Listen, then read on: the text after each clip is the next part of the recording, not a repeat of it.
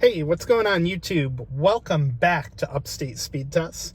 I guess I just couldn't resist playing around with Verizon Ultra Wideband because we are back in Appalachian, New York.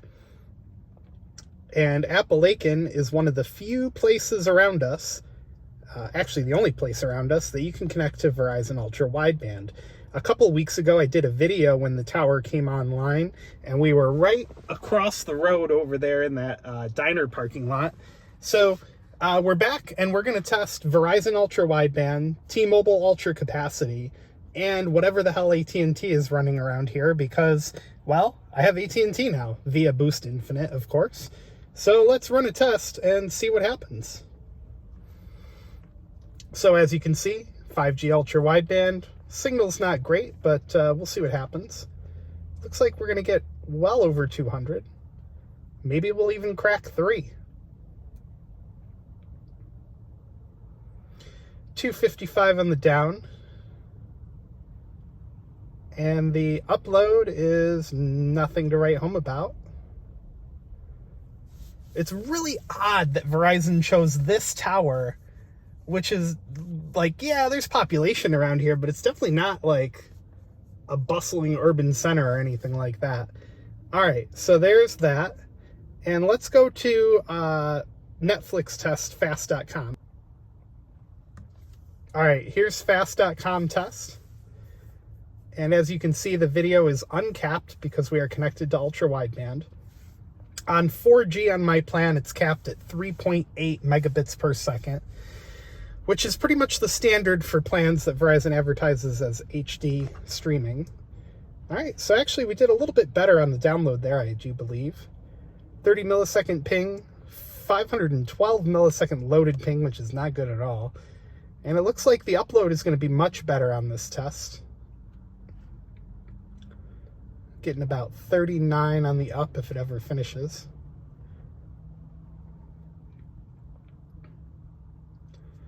I guess it's stuck. Oh no, okay, it finished at 39. And we used 290 megabits on the download and 30 on the up.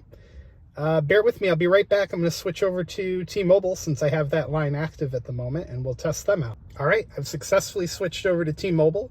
Looks like we're getting a very strong ultra capacity signal, which strangely we did not get over at the diner. So maybe again, like I said in that last video, maybe it's just the way the tower's angled, but let's see what happens. Full bars, ultra capacity, T-Mobile.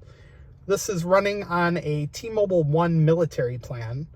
It has 50 gigs of priority data, standard definition streaming, which usually runs at about 2 megabits per second or so.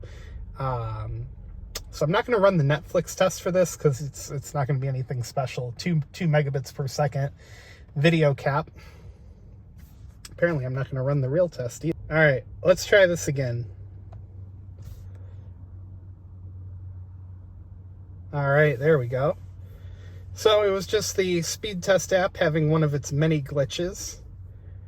So T-Mobile Ultra Capacity, getting about 480 on the down, maybe 5. Oh, and the Netflix or the Speedtest app crashed again. You know, this app has become somewhat unreliable lately, in my opinion. 54 millisecond ping time. Looks like we're going to top out well over 500. Loaded ping times look pretty okay. Pretty good, pretty good. Jitter, 3 milliseconds. Speed bounced around a little bit there. 516 down. And the upload is bouncing all over the place.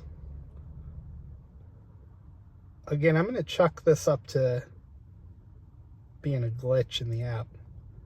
So loaded ping times were good. The upload ping is not great. All right, bear with me. I'm going to switch over to AT&T. I haven't had AT&T out here to test yet, so this will be my first AT&T test here in Appalachian, and I'll be right back. All right, we are back. We have switched over to Boost Infinite, running on AT&T towers, AT&T network, and let's see what happens. So last time I was out here testing, I did not have Boost Infinite, so I did not have an AT&T line to test with. AT&T here, of course, just running low band 5G, nothing too crazy or special. 59.5 on the download, 98 millisecond ping, which is probably a result of being on boost, but not great. Loaded ping time, pretty terrible. I'd put that in the sickeningly bad category. 31 megabits per second on the upload, 454 loaded ping, 11 millisecond jitter. And just to show you guys too, Boost Infinite is video throttled pretty badly. So let me open the Netflix test fast.com real quick and I'll show you guys that. All right, so fast.com test on Boost Infinite via AT&T. This is even more throttled than my cheapo T-Mobile line that I have. So 1.4 megabits per second on the down. About the same on the ping time, so 84, not great. Loaded ping time, better than Verizon, 193 for the loaded ping. And the upload test looks like it's gonna be around 30, maybe, possibly. It's getting there.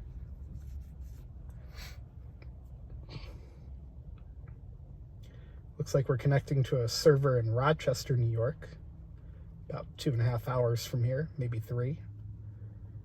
23 megabits per second on the upload to Netflix servers. So there's Boost Infinite for you guys. And so there you go. All 3 providers here in Appalachian, New York. Home of Verizon's very first ultra-wideband tower in our area. And here's the gas station we're sitting in. Classic New York State pothole right down there.